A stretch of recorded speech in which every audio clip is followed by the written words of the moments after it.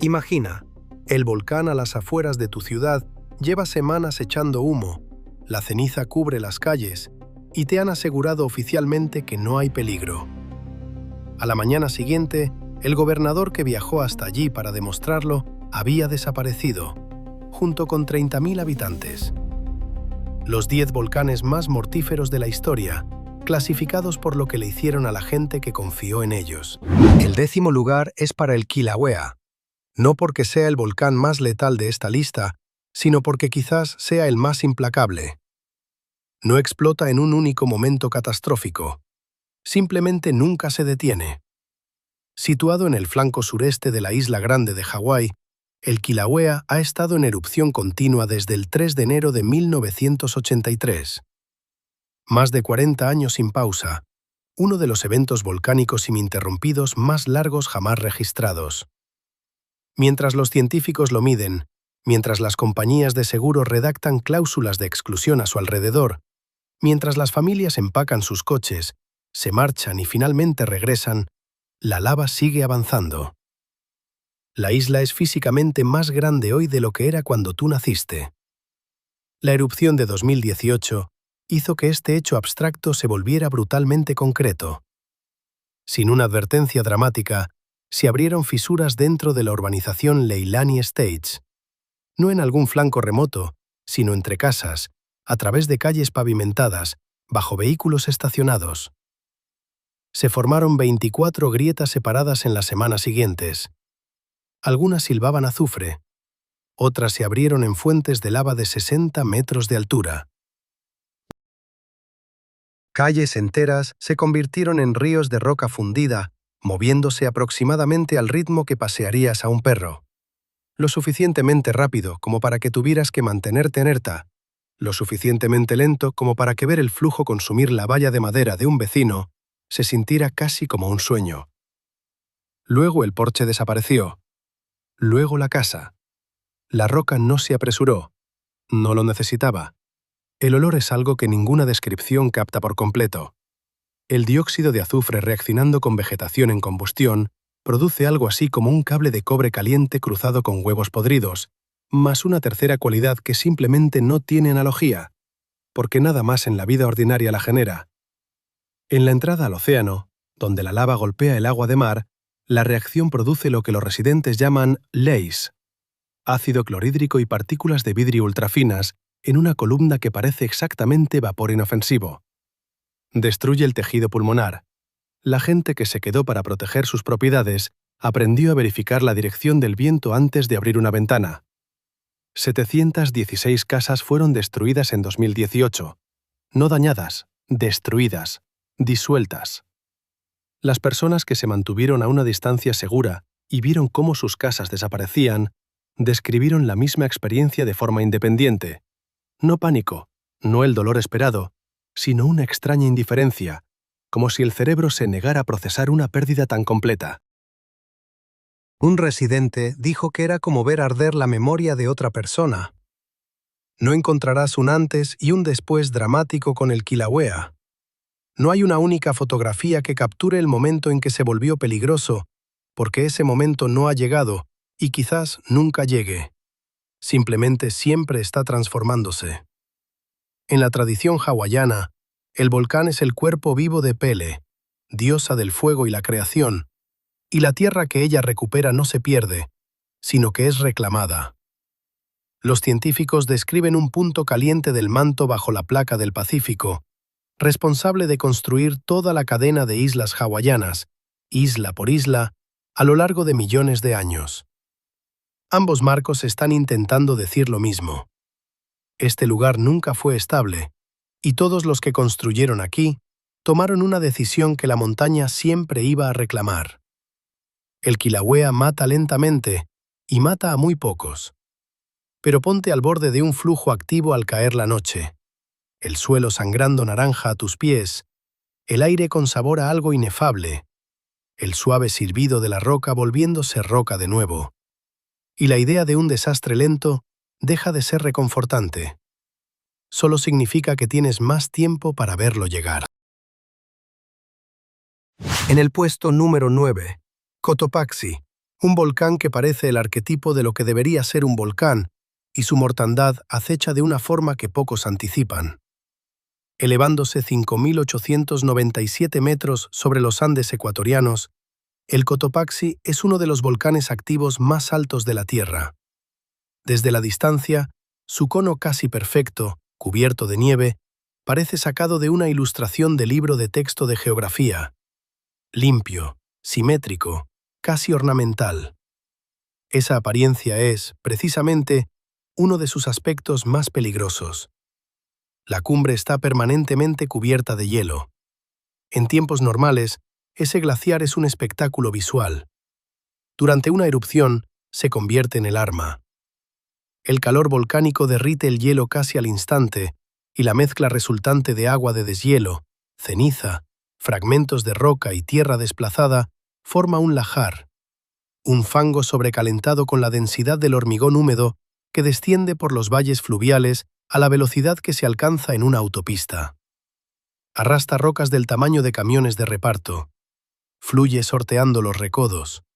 Lo llena todo a su paso, como el agua llena una bañera, con la diferencia de que pesa aproximadamente 2 toneladas por metro cúbico y se endurece al detenerse. La erupción de 1877 envió lahares por 3 valles distintos de forma simultánea. Alcanzaron la costa del Pacífico, aproximadamente a 300 kilómetros de la cumbre, en cuestión de horas. La ciudad de Latacunga, directamente debajo del flanco occidental del volcán, fue destruida. Era la tercera vez que el Cotopaxi la destruía. La primera fue en 1742, la segunda en 1768. Cada vez, la gente reconstruyó en el mismo lugar. La razón es sencilla y honesta. El suelo volcánico alrededor del Cotopaxi es extraordinariamente fértil. Patatas, maíz, quinoa y flores especiales crecen aquí con una abundancia que la agricultura de llanura no puede igualar. Los agricultores que regresan tras cada desastre no están siendo imprudentes. Están haciendo un cálculo multigeneracional sobre la supervivencia. Latacunga hoy tiene una población que se acerca a los 200.000 habitantes. Existen mapas de riesgo. Existen sistemas de alerta. La memoria institucional de lo que esta montaña es capaz de hacer está escrita en los planes de estudio escolares. Y aún así la población crece, porque la tierra fértil atrae con más fuerza que el miedo geológico. En 2015, el Cotopaxi despertó. Columnas de ceniza se elevaron 4 kilómetros por encima de la cumbre. El olor a azufre llegó a comunidades a 40 kilómetros ladera abajo. Se emitieron órdenes de evacuación.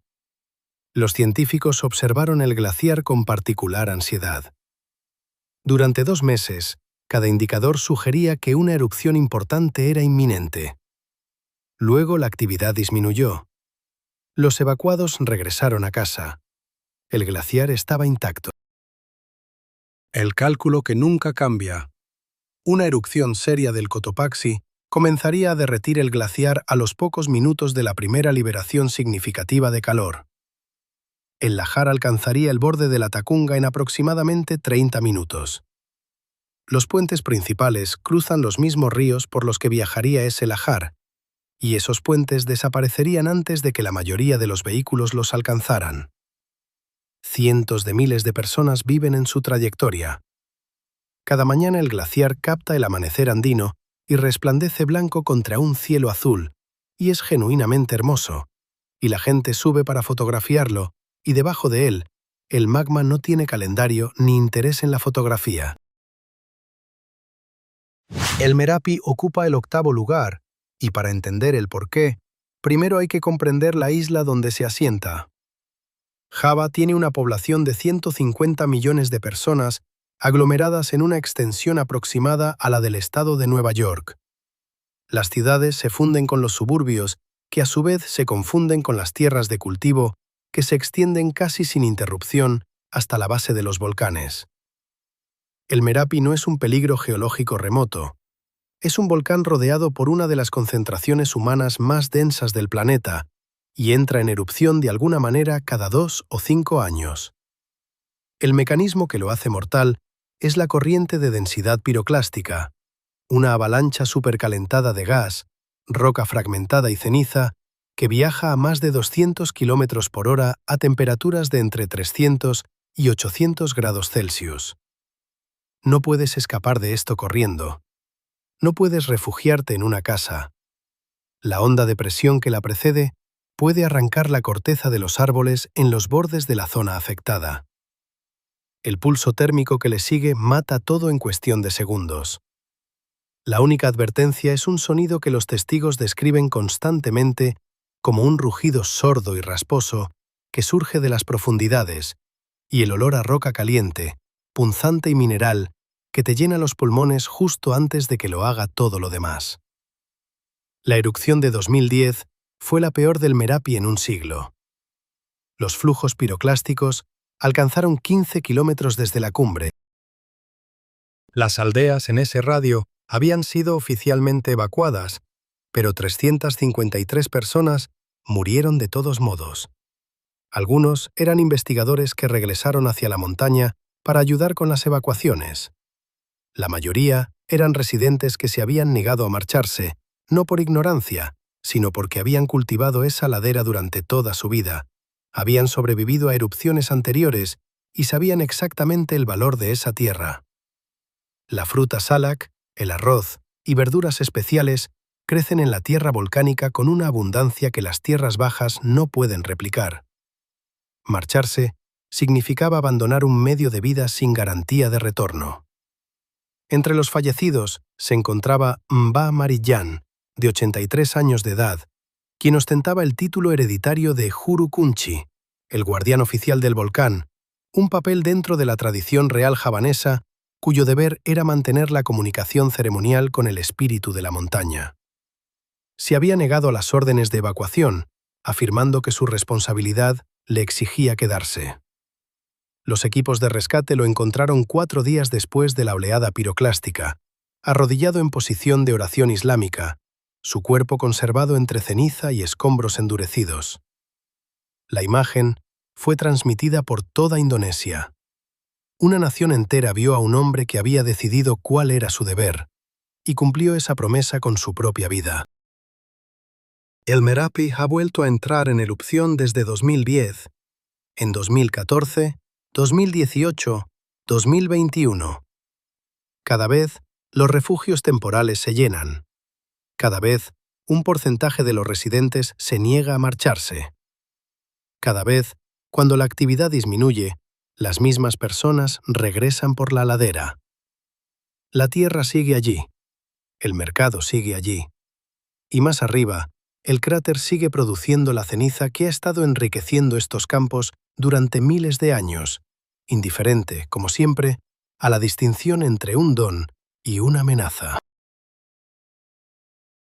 En séptima posición, Stromboli, un volcán aterrador por una razón que lo distingue de cualquier otro en esta lista.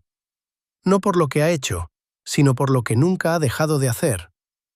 La isla se encuentra a 80 kilómetros al norte de Sicilia, en el mar Tirreno.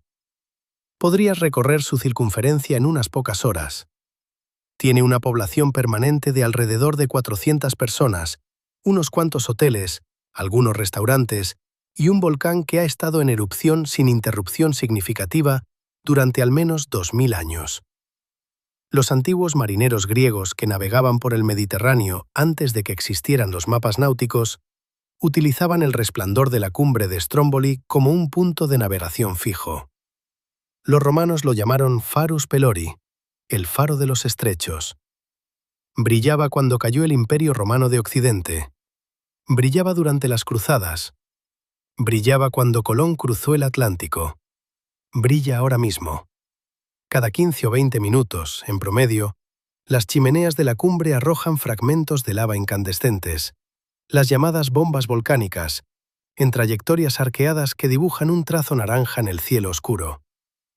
Las erupciones llegan con un sonido que sientes en el pecho antes de que tus oídos lo asimilen. Un golpe profundo y percusivo, a medio camino entre el estruendo de un cañón y el golpe de un bombo resonando desde el interior de un túnel. El aire sobre el cráter huele permanentemente a azufre y a piedra caliente. Por la noche, la cumbre resplandece de un rojo anaranjado, y si lo observas desde la terraza de observación designada 300 metros más abajo, parece casi festivo. Casi. Porque Stromboli atrae a los turistas. Las excursiones guiadas a la zona de observación se realizan durante todo el año. El volcán ha sido tan constante durante tanto tiempo que el peligro se ha transformado en una atracción. Miles de personas cada año ascienden voluntariamente hacia una erupción activa y fotografían la roca fundida siendo proyectada al cielo. El 3 de julio de 2019, esa familiaridad se cobró una vida. Con excursionistas en el sendero de la cumbre y familias en las playas de abajo, Stromboli produjo una erupción paroxística, una escalada violenta y repentina que ocurre sin previo aviso y que no guarda parecido alguno con la actividad stromboliana normal. La cumbre generó una columna continua de ceniza oscura y grandes eyecciones que llovieron sobre un área mucho más amplia de lo habitual. Un excursionista de 57 años, llamado Massimo Bosio, fue alcanzado por una bomba de roca que caía y falleció en el sendero. Otros corrieron. Vídeos grabados con teléfonos temblorosos muestran a turistas en pantalones cortos y sandalias corriendo cuesta abajo por un pedregal empinado, mientras la ceniza y los fragmentos incandescentes trazaban arcos en el aire sobre ellos. Varias personas saltaron de un acantilado al mar para escapar de la lluvia de escombros. El evento duró solo unos minutos. No hubo ninguna advertencia específica. En 2002, un colapso del flanco envió material de deslizamiento al mar y generó tsunamis que golpearon la isla y la costa siciliana. Esta vez no fue fuego, sino agua. 2000 años de observación, un récord sin igual en la historia de las erupciones observadas por la humanidad. Y aquella mañana de julio de 2019, con las excursiones en marcha, los teléfonos en alto y la cumbre haciendo exactamente lo que siempre hace, nadie en el sendero tenía la menor idea de lo que se avecinaba. El volcán, continuamente observado durante más tiempo en la Tierra, guarda sus peores momentos para sí mismo hasta que ya están ocurriendo. El número 6 de esta lista es el Monte Pinatubo, en Filipinas.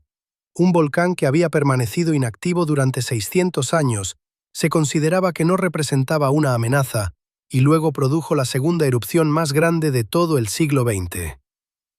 Durante 600 años, la selva tropical cubrió las laderas del Pinatubo.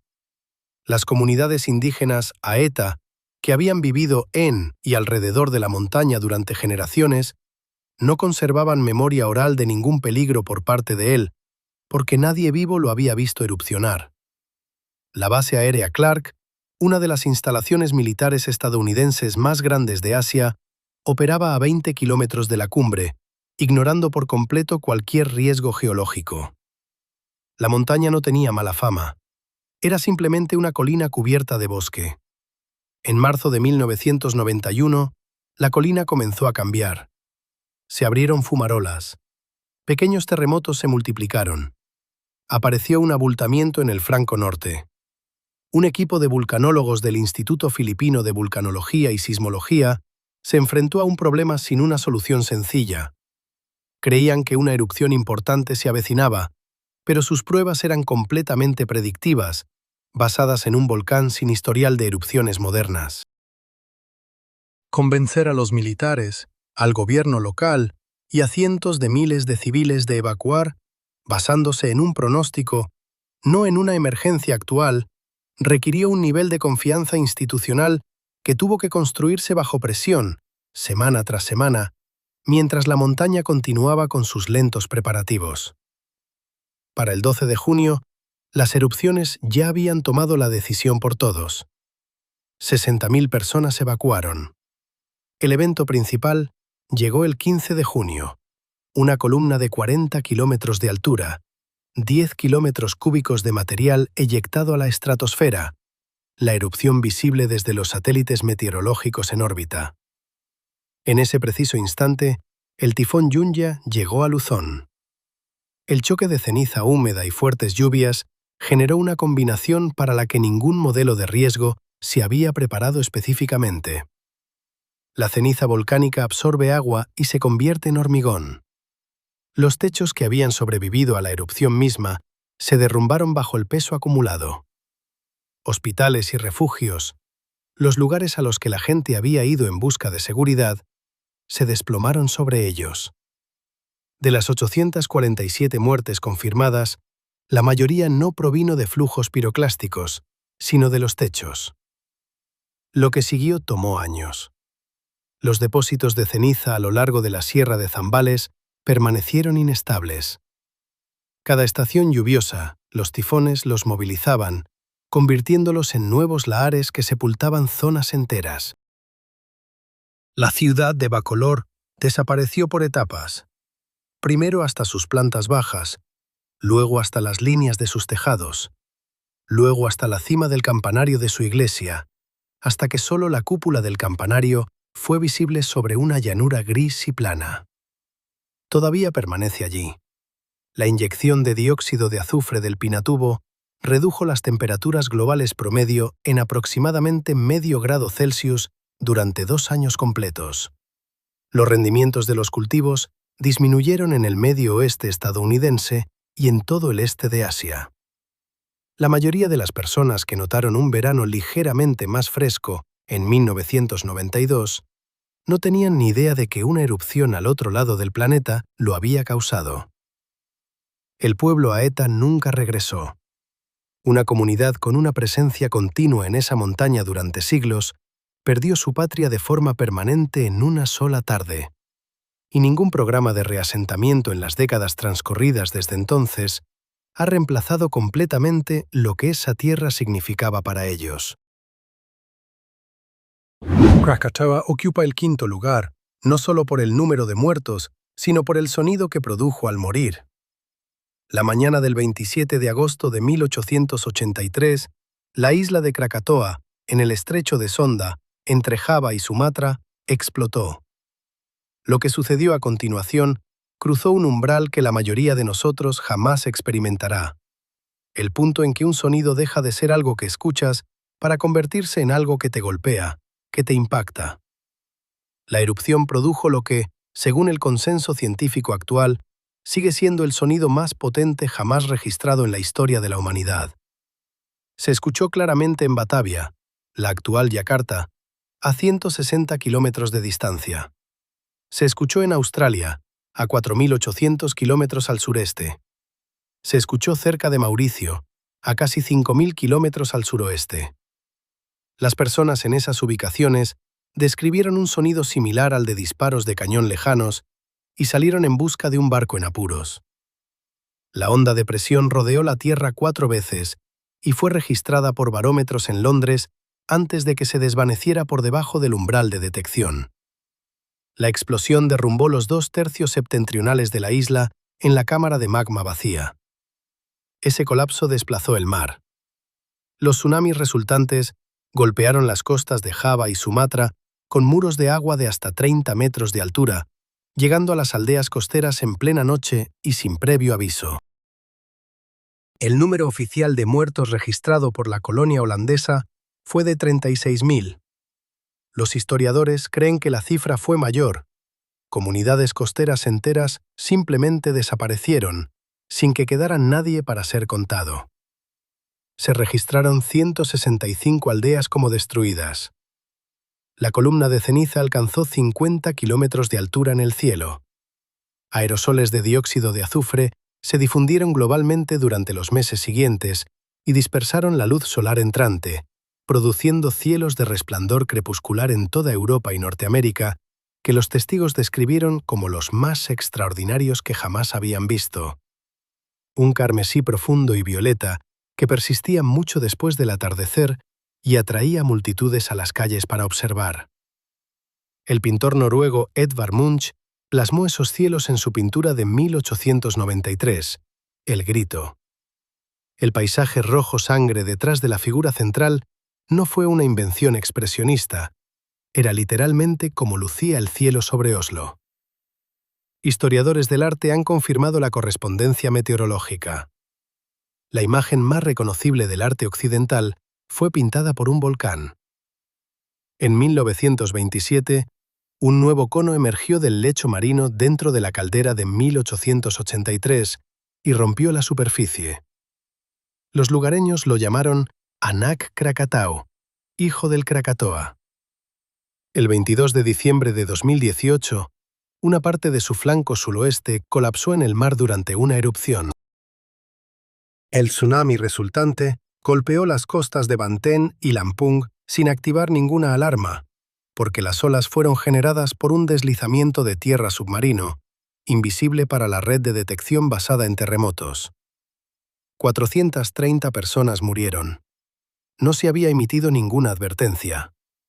El rasgo más destructivo de su progenitor, la capacidad de generar un tsunami sin firma sísmica, sin terremoto, sin una advertencia que ningún sistema de detección existente estuviera diseñado para captar, había pasado intacto al hijo. En el cuarto lugar se encuentra el monte Etna, el volcán con la historia escrita más larga de cualquier volcán activo en la Tierra, y el que se resiste con todas sus fuerzas a que separemos la geología de la civilización. El Etna comenzó a formarse hace aproximadamente medio millón de años, mientras la placa tectónica africana se deslizaba bajo la europea. Cuando los humanos llegaron a Sicilia, la montaña ya era milenaria, y construyeron su teología directamente a su alrededor. Los antiguos griegos que colonizaron la isla en el siglo VIII a.C. miraban una cumbre que humeaba sin cesar y ocasionalmente arrojaba fuego contra el cielo nocturno, y concluyeron que Hefesto, el dios de la forja, trabajaba bajo sus entrañas, forjando armas para los dioses, liberando calor a través del cráter. El titán Encélado, decían, estaba atrapado bajo la montaña, y sus convulsiones provocaban los terremotos. El filósofo Empédocles supuestamente se arrojó al cráter para demostrar su propia divinidad. El volcán, según la leyenda, devolvió sus sandalias de hierro. El registro escrito de la destrucción del Etna abarca casi 3000 años. La combinación de terremoto y erupción de 1169 mató aproximadamente a 15.000 personas en Catania y la región circundante. Los flujos de lava de 1669 son los más documentados en la historia del volcán. Brotando de las fisuras en el flanco sur inferior, avanzaron durante semanas a través de pueblos y tierras de cultivo. Llegaron a Catania después de aproximadamente 40 días, derrumbaron secciones de las murallas defensivas medievales de la ciudad y continuaron hasta el mar. Los flujos permanecieron activos durante 4 meses. Una ciudad entera observó cómo avanzaba la roca y no pudo hacer nada más que intentar adivinar qué calle tomaría a continuación. El episodio lateral serio más reciente ocurrió entre 1991 y 1993, cuando un flujo de lava avanzó sobre la ciudad de Zaferana Etnea. Los ingenieros respondieron con algo sin precedentes: explosivos para redirigir el camino del flujo, bloques de hormigón lanzados desde helicópteros hacia el conducto principal y un canal de desvío artificial excavado frente a la roca que avanzaba. Funcionó, apenas, y después de meses de esfuerzo que involucraron a cientos de trabajadores y equipo militar, todo desplegado contra un flujo que avanzaba a paso de persona. La magnitud del esfuerzo que exige enfrentarse físicamente a una erupción moderada del Etna es en sí misma toda una declaración. Hoy en día, el Etna entra en erupción varias veces cada año. El Aeropuerto Internacional de Catania cierra periódicamente por la ceniza. La principal autopista costera es ocasionalmente bloqueada por lava fresca, y las tierras de cultivo en las laderas producen algunos de los productos agrícolas más valorados de Europa: vinos de la uva Nerello Mascalese, cultivada a gran altitud en suelo volcánico, pistachos del flanco norte, cítricos de las zonas bajas, todo ello enriquecido por la misma química que periódicamente destruye la infraestructura necesaria para venderlo. 300.000 personas viven en Catania, en la base del flanco sur. Tienen planes de evacuación, sistemas de monitoreo y un observatorio vulcanológico cuyos científicos tratan la erupción continua como una condición gestionada más que como una emergencia. Lo que también tienen, arraigado en la cultura siciliana de una manera difícil de explicar a un forastero, es algo más cercano a la convivencia que al miedo. El Etna ha estado aquí durante medio millón de años. Perdurará mucho más que cada estructura a sus pies, por órdenes de magnitud. Las personas que se quedaron eligieron hacer las paces con eso, y lo han estado haciendo, una generación tras otra, durante casi 3000 años. El tercero en la lista, el Nevado del Ruiz en Colombia. Un volcán que no mató a 23.000 personas porque nadie supiera que era peligroso. Los mató porque quienes sí lo sabían no actuaron. El Nevado del Ruiz es un estratovolcán cubierto por un glaciar en los Andes colombianos que se alza a 5.321 metros sobre el nivel del mar. Al igual que el Cotopaxi, su mecanismo principal son los lahares. El calor volcánico derrite el glaciar de la cumbre y envía una avalancha de agua, hielo, ceniza y roca que desciende por los valles fluviales a la velocidad de una autopista. Durante la primavera y el verano de 1985, mientras el volcán mostraba crecientes signos de actividad sísmica, emisiones de gases, una pequeña erupción en septiembre, vulcanólogos colombianos e internacionales elaboraron un mapa detallado de peligros que identificaba los corredores por donde se desplazarían esos lahares y las comunidades asentadas en ellos. Una de esas comunidades era Armero. Armero era una próspera ciudad agrícola en el valle del río Lagunillas, a 48 kilómetros de la cumbre, con una población aproximada de 28.000 habitantes. Conocida por su producción de algodón, su mercado cubierto y una reputación regional de ser bien organizada y confortable. El mapa la situaba directamente en el camino más probable de un lahar. El mapa fue entregado al gobierno del departamento del Tolima. Llegó a los funcionarios nacionales de emergencia. Llegó a la Cruz Roja. Los periodistas informaron sobre la actividad volcánica durante todo el otoño. Una erupción en septiembre ya había cubierto Armero con una fina capa gris de ceniza. Un adelanto literal, visible para cualquiera que mirara hacia arriba desde la calle. En la tarde del 13 de noviembre, la estación de radio de defensa civil del pueblo transmitió un mensaje pidiendo a los residentes que mantuvieran la calma y permanecieran en sus casas. Un sacerdote celebró misa. Los coordinadores locales recibieron advertencias actualizadas por teléfono, pero decidieron, o no pudieron decidir, que tuvieran la autoridad para ordenar la evacuación unilateralmente. A las 9 de la noche, el Nevado del Ruiz entró en erupción. No fue catastrófica según los estándares geológicos, un evento moderado, pero suficiente. El calor derritió una sección considerable del glaciar de la cumbre en minutos, y 90 millones de metros cúbicos de agua, hielo, pumita y roca comenzaron a moverse por el valle de Lagunillas. En el valle superior, el flujo viajó a 50 kilómetros por hora. Llegó a Armero 2 horas y 35 minutos después de la erupción. El pueblo dormía. En cuestión de 4 minutos tras la llegada del lahar, la mayor parte de Armero quedó sepultada bajo entre 3 y 8 metros de escombros volcánicos. De 28.000 residentes, 23.000 murieron esa noche. Omaira Sánchez tenía 13 años. El lahar la atrapó de la cintura para abajo bajo escombros estructurales colapsados que los rescatistas, quienes la encontraron viva y consciente, no pudieron retirar sin equipo pesado que no estaba disponible. Mantuvo conversaciones con los periodistas y rescatistas que la rodeaban durante 60 horas, respondiendo preguntas, preguntando por su familia, perdiéndose ocasionalmente en lo que parecían ser oraciones. Murió el 16 de noviembre. Una fotografía de su rostro en las horas finales, ojos oscuros y claros, el lago a la altura de su barbilla, una expresión serena, ganó el World Press Photo of the Year de 1985. Los científicos que elaboraron el mapa de peligros han hablado públicamente sobre lo que siguió.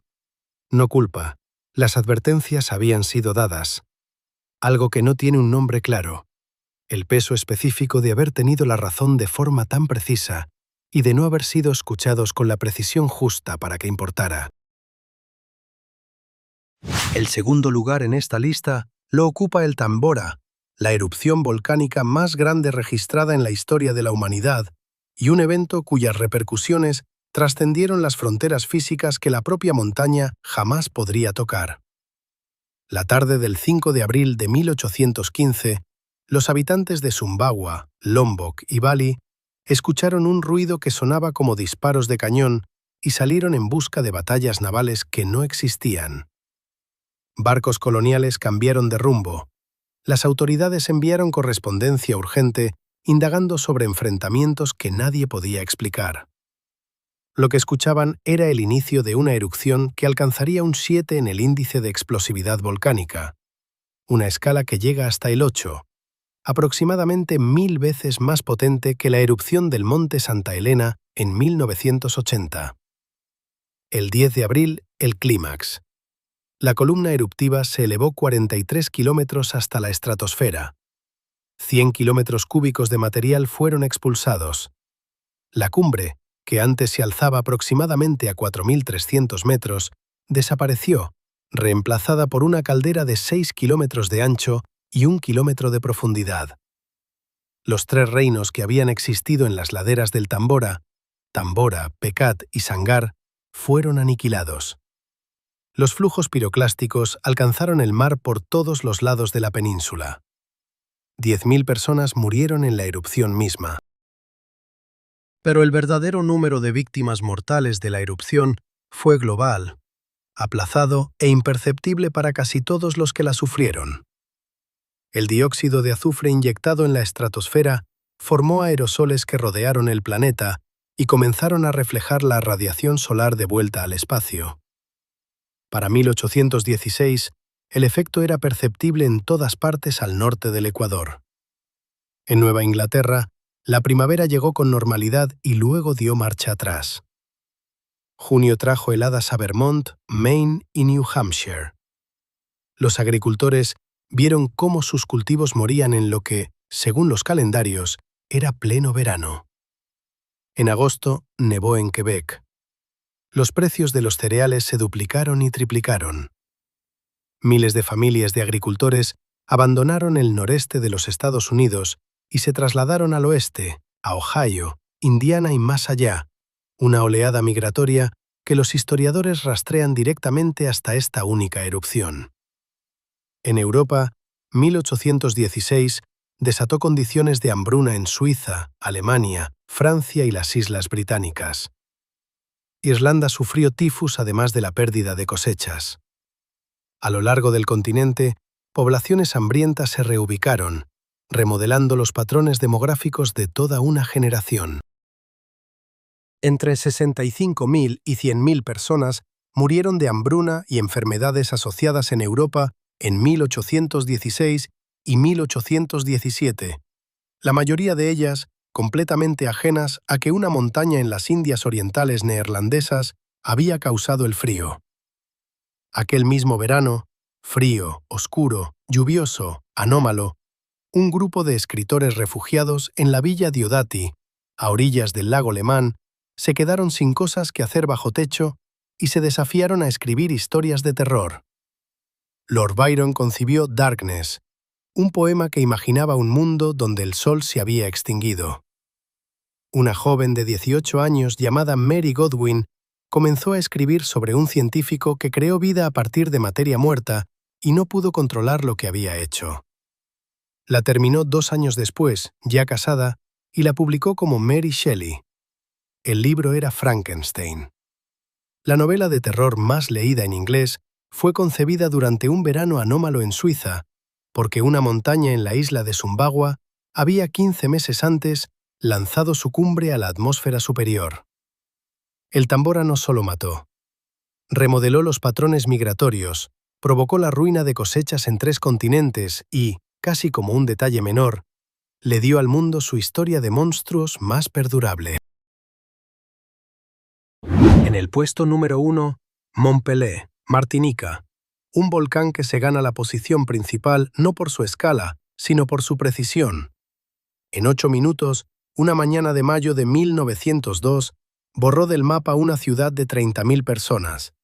Solo 2 sobrevivieron, y cada muerte pudo haberse evitado. Saint-Pierre se alzaba en la costa occidental de Martinica, a 4 kilómetros del flanco inferior del Mont Pelé. Su población era de aproximadamente 30.000 habitantes. Era la capital cultural y comercial del Caribe francés, hogar de una ópera, una imprenta, una catedral, un puerto bullicioso y una comunidad de expatriados que la llamaba la París de las Indias Occidentales, sin asomo de ironía. Desde cualquier punto de vista, era una ciudad próspera, vibrante y llena de confianza. El Mont Pelé había estado dando señales de actividad desde febrero de ese año. Durante abril y hasta mayo, los signos se intensificaron. Pequeñas explosiones en la cumbre, intensa caída de ceniza en las laderas superiores, gases sulfurosos que mataban al ganado en los flancos de la montaña. El 2 de mayo, una nube sulfurosa descendió lo suficiente como para alcanzar las calles de Saint-Pierre. El olor, penetrante, mineral, a quemado, se cernió sobre la ciudad durante horas. Miles de serpientes fer-de-lance huyeron de las laderas y se desparramaron por los pueblos circundantes, matando ganado y al menos a 50 personas. Una avalancha de lodo hirviente mató a 23 trabajadores en una destilería junto al río. La montaña no ocultaba lo que estaba gestando. Martinica celebraría elecciones legislativas el 11 de mayo. El gobernador de la isla, Louis Moutet, convocó una comisión científica para evaluar el peligro. La comisión entregó su informe el 7 de mayo. Sin peligro inminente, sin necesidad de evacuación. El gobernador Moutet y su esposa viajaron a Saint-Pierre ese mismo día para demostrar la confianza oficial en el hallazgo. Pasaron la noche allí. Esa misma tarde, los relatos de las pocas personas que abandonaron la ciudad de todos modos describen una montaña en plena convulsión. Un continuo retumbar sordo, ceniza cayendo sin cesar en la oscuridad. El cielo del norte teñido de naranja. Animales deambulando por las calles a horas en que deberían haber estado en reposo. Unos pocos cientos de personas, marineros, trabajadores de plantaciones, gente con menos motivos para quedarse, salieron sigilosamente de la ciudad sin previo aviso. Ninguna autoridad los detuvo. A las 8:08 y 2 segundos de la mañana del 8 de mayo, la ladera norte del Mont Pelé estalló hacia afuera.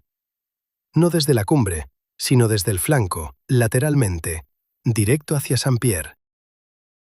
El evento que los vulcanólogos franceses, afanándose por describirlo, nombrarían como una nuée ardente, una nube incandescente, fue una corriente de densidad piroclástica de gas sobrecalentado, rocas fragmentadas y ceniza moviéndose a aproximadamente 150 a 200 km por hora a una temperatura interna superior a los 1000 grados Celsius. Cubrió 4 kilómetros en menos de 2 minutos. 30 barcos estaban en el puerto. El Roraima, un vapor canadiense que había llegado la mañana anterior, fue hallado a la deriva después, con la mayor parte de su tripulación muerta y su casco calcinado hasta la línea de flotación. Su primer oficial, que sobrevivió, describió la llegada de la nube como una oscuridad instantánea, seguida de una pared de calor tan intensa que era indistinguible de un impacto. El cable telegráfico de acero a Fort-de-France se rompió a las 8:02 de la mañana. Esa línea cortada fue la primera señal para Francia de que Saint-Pierre había desaparecido. No hubo un incendio en el sentido común de la palabra, ya que el fuego se desarrolla con el tiempo. Lo que ocurrió en esos segundos fue la combustión simultánea de todo lo inflamable en el camino de la nube, seguida inmediatamente por el colapso estructural, ya que la madera y la piedra cedieron bajo el choque térmico y la presión del gas combinados. Las paredes de piedra no protegieron a las personas en su interior.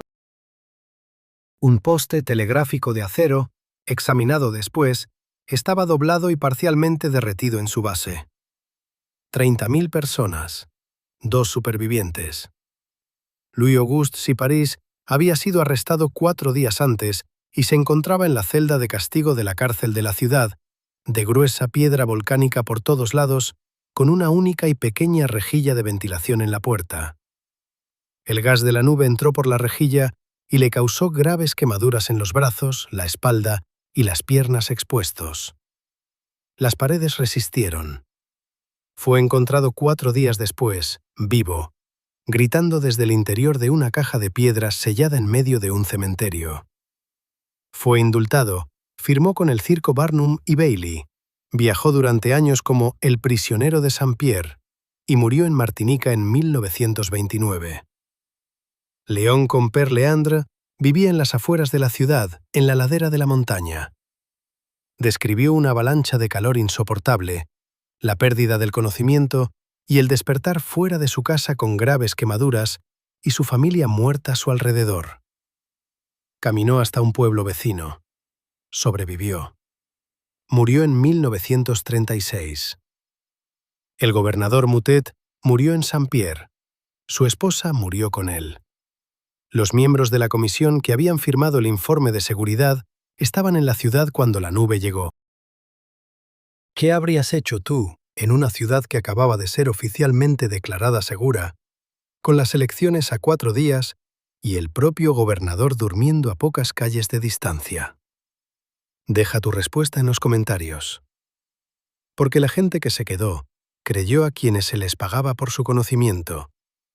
Y ese único hecho es la razón por la que el Mont Pelé ocupa el puesto número 1.